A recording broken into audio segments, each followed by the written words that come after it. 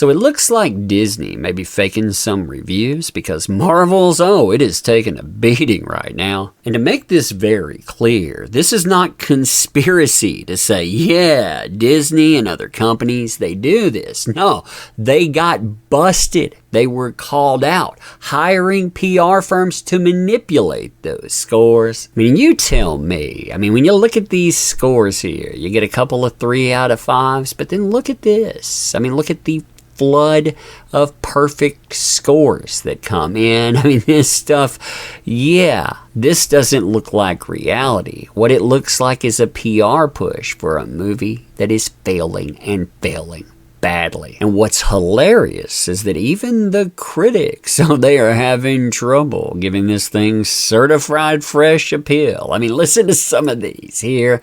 It's an adequate time waster for fans, but this mid-level Marvel entry ain't marvelous. 3 out of 5. That's certified fresh, right?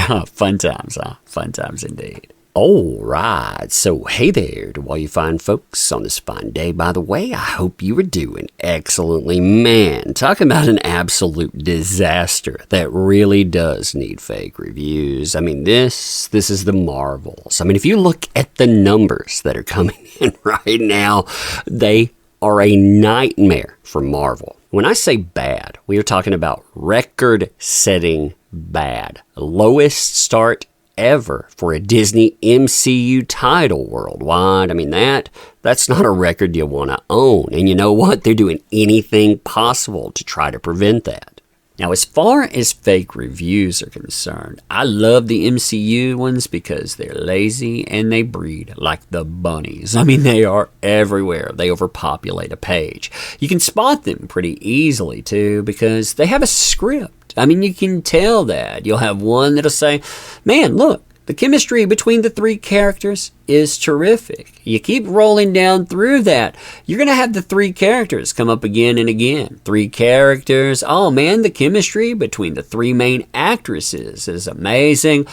Humor. Oh, it's so funny. Again, you have that over and over. Oh, great dialogue. Oh, it's such funny one-liners, and then they go too far sometimes, and they think things like, man, this is one of the best films of this phase of the MCU. Yeah, that's like saying, my trash fire over here, that one's the best. You know why? Because this trash fire, it burns brighter. See, something that is really noticeable here is how many of these 4- and 5-star accounts have never reviewed anything else at all. I mean, notice here's one, 4 out of 5. Oh, wait, here's yet another that's a 5 out of 5. And here is another that is rated a perfect score that has never scored anything else at all. In fact, out of 100 accounts that I checked that were 5 out of 5, 92% of them had never reviewed anything else. That seems really suspicious, doesn't it? And then you get to the critics. And the critics, oh man, I love looking at critics sometimes. Why? Because some of them, they go by the scorecard. Man, chemistry of the core 3.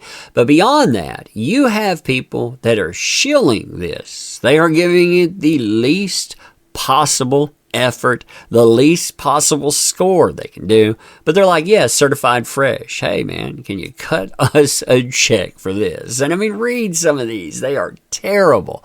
Breezily enjoyable, but not entirely satisfying. Man, 3 out of 5. Again, what could you pass with a 60%? I guess Rotten Tomatoes, you can do that, right?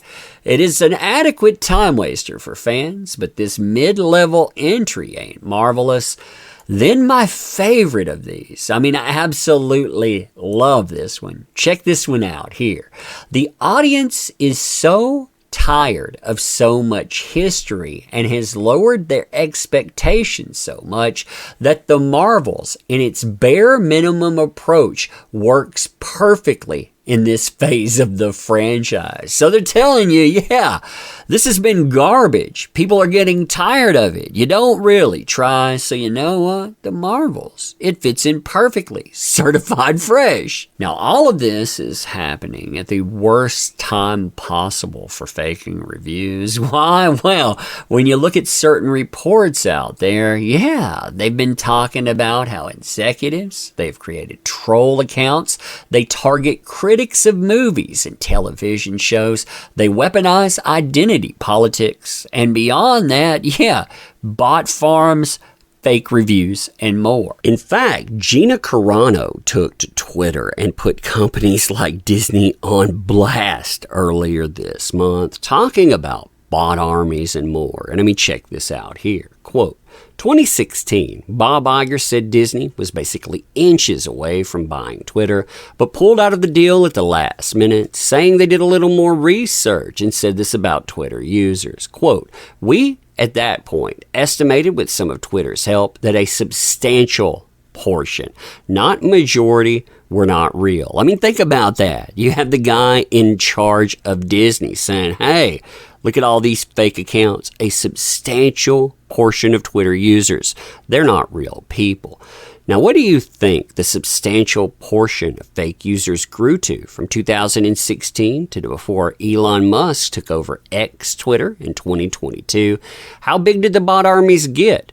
Who were the bot armies created by? And to do what? Why buy Twitter and deal with that headache when you can create bot armies of bots and control the narrative for much, much less money and energy? It does your promoting for you without making it look like you're promoting yourself. Look, it's popular on all these accounts, strangely liked by a bunch of accounts with no names. It must be good. And we keep seeing that over and over again when it comes to movies, especially movies in the MCU. And what's amazing about all of this is there's another layer of damage control as well. A layer that is promoted by the mainstream media. You know, the same media that employs all of those critics that are having a lot of trouble boosting up this movie, saying that anyone that has a problem with this stuff is sexist trolls. In fact, over and over again, you'll have the cast of a crew, the directors, the mainstream, and all of these bot accounts.